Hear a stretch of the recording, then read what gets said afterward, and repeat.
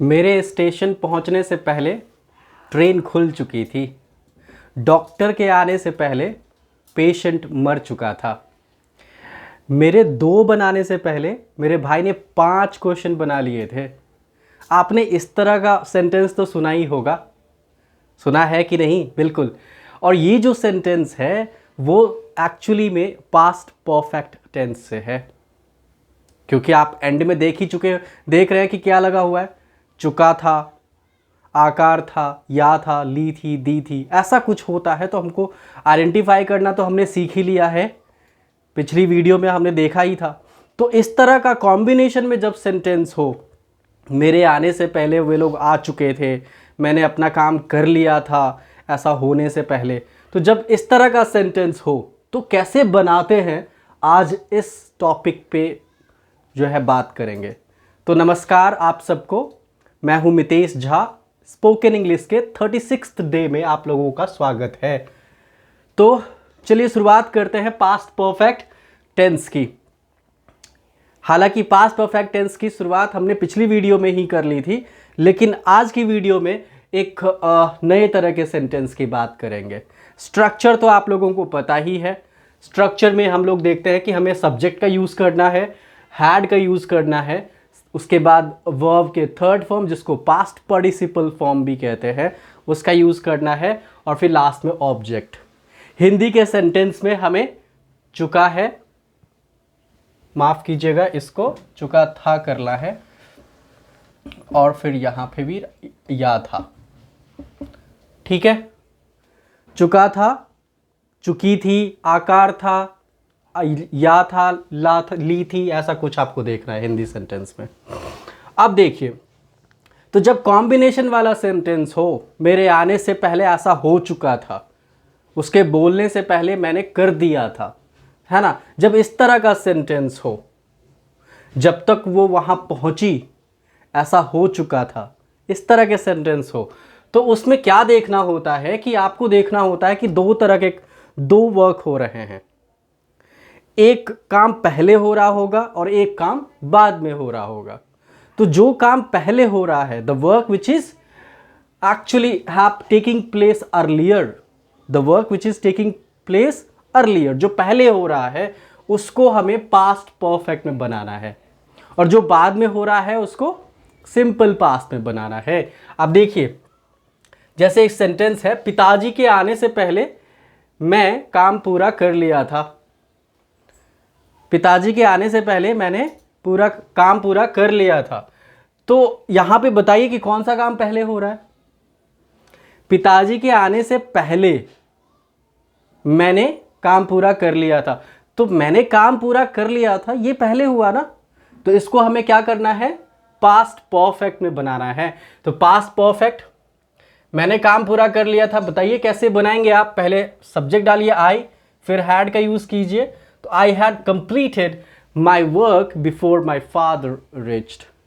तो I had completed my work, ये तो हो गया आपका पास्ट परफेक्ट। फिर उसके बाद से पहले है तो उसके लिए आपको बिफोर का यूज करना है। अब देखिए, कभी कभी से पहले हो सकता है, कभी कभी हो सकता है जब तक, हो सकता है जब, हो सकता है ना। तो इन सब वर्ड्स के लिए आपको मीनिंग डालनी है। अब जैसे जब है तो व्हेन का यूज करना है, जब तक है तो बाय द टाइम का यूज करते हैं। तो कुछ स्पेशल वर्ड्स आपको यूटिलाइज करना है उस पर्टिकुलर प्लेस पे। ठीक है, तो से पहले बिफोर, और फिर किसके आने से पहले, पिताजी के आने से पहले, तो इसीलिए बिफोर माई फादर रिच्ड। समझ पा रहे हैं आप कैसे हो रहा है। अब जैसे सेंटेंस हो कि मेरे जाने से पहले वे लोग आ चुके थे। तो वे लोग आ चुके थे मतलब कौन आया पहले यहां पे, तो वे लोग ना। तो पहले बनाइए उसको, तो they had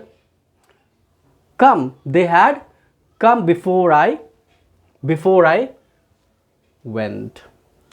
passed form simple past आप जानते ही हैं कैसे बनाना है, उस तरह के। अब अगले सेंटेंस देखते हैं।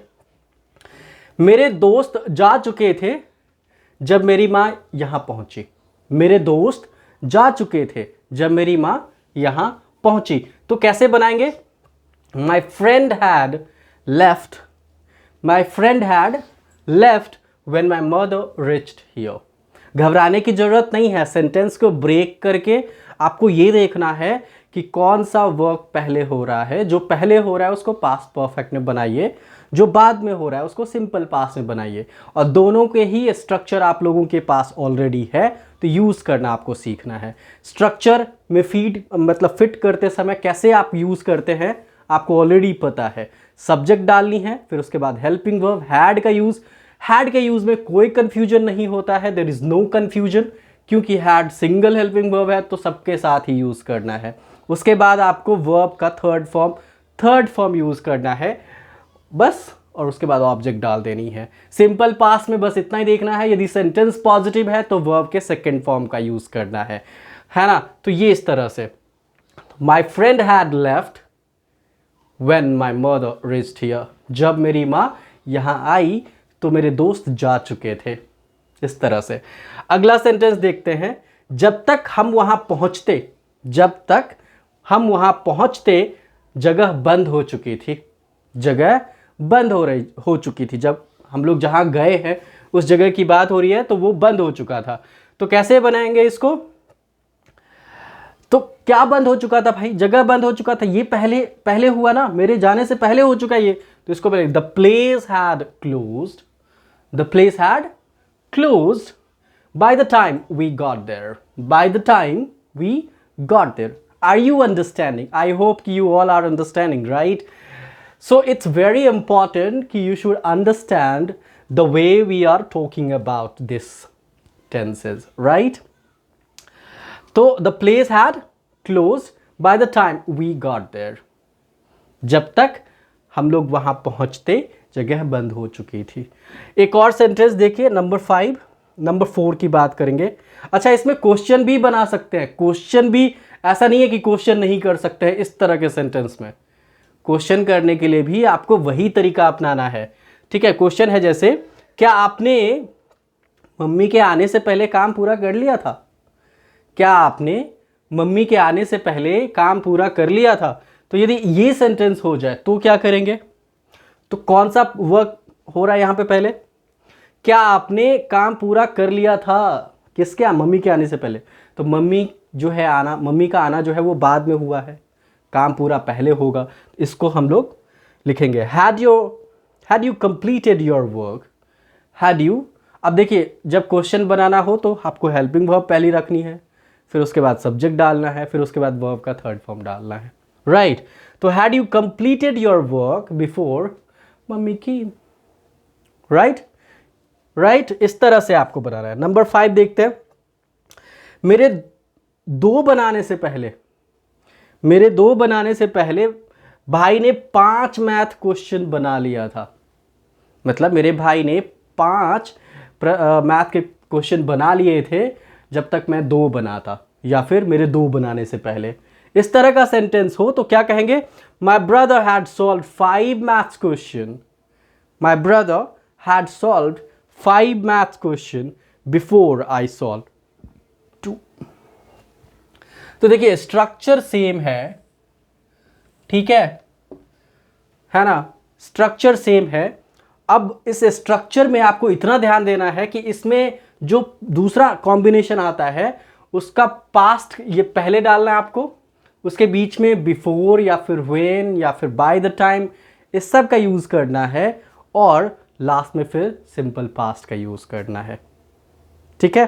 तो ओके, चलिए अब मैं आपको इसका स्ट्रक्चर भी दिखा देता हूँ। स्ट्रक्चर तो खैर यही है, लेकिन इस पूरे के लिए आप कैसे स्ट्रक्चर यूज़ करेंगे ये आप देख सकते हैं।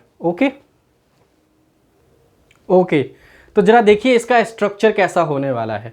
तो पहले तो आपको पास्ट परफेक्ट, क्योंकि जो काम पहले होगा उसको पास्ट परफेक्ट में बनाना है, तो पास्ट परफेक्ट का स्ट्रक्चर डालनी है, subject plus had plus V3 plus object. फिर उसके बीच में दूसरा जो सिंपल पास्ट से पहले आपको या तो बिफोर का यूज़ करना होता है यदि से पहले लगा है, जब यदि है तो व्हेन का यूज़ करना है, जब तक ये काम होता तब तक ऐसा हो चुका था तो बाय द टाइम का यूज़ करना है ना। तो इस तरह के वर्ड का यूज़ करना है। फिर उसके बाद सिंपल पास्ट का स्ट्रक्चर डाल देना है, subject plus V2 plus object. समझ पा रहे हैं आप इस तरह के सेंटेंस को? तो चलिए मेरे साथ कुछ प्रैक्टिस करिए, बताइए ज़रा कि मेरे आने से पहले ऐसा हो चुका था, ऐसा हो चुका था। तो क्या बनाएंगे आप इसको? It had happened, so it had happened before I came. जैसे मैंने स्टार्टिंग में कहा कि मेरे स्टेशन पहुंचने से पहले ट्रेन खुल चुकी थी, तो इसको कैसे बनाएंगे? The train had started, the train had started before I reached the station. जब तक मैं वहां पहुंचता वे लोग जा चुके थे, या फिर जब मैं वहां पहुंचा वे लोग जा चुके थे। ऐसे कहेंगे तो क्या कहेंगे? तो they had left before I reached there. और जब तक मैं वहां पहुंचता उसने बोल दिया था। तो क्या कहेंगे? he had spoken by the time I reached there। तो देख पा रहे हैं आप, सेंटेंस काफ़ी इजी हो जाएगा यदि आप प्रैक्टिस करते हो। तो ये पास्ट परफेक्ट का एक अलग कैटेगरी कह सकते हैं आप इसको। नॉर्मल तो आपको पता ही है, लास्ट में हमें चुका था, चुकी थी, ऐसा कुछ, या फिर आकार था, लिया था, दिया था, ऐसा देखना होता है।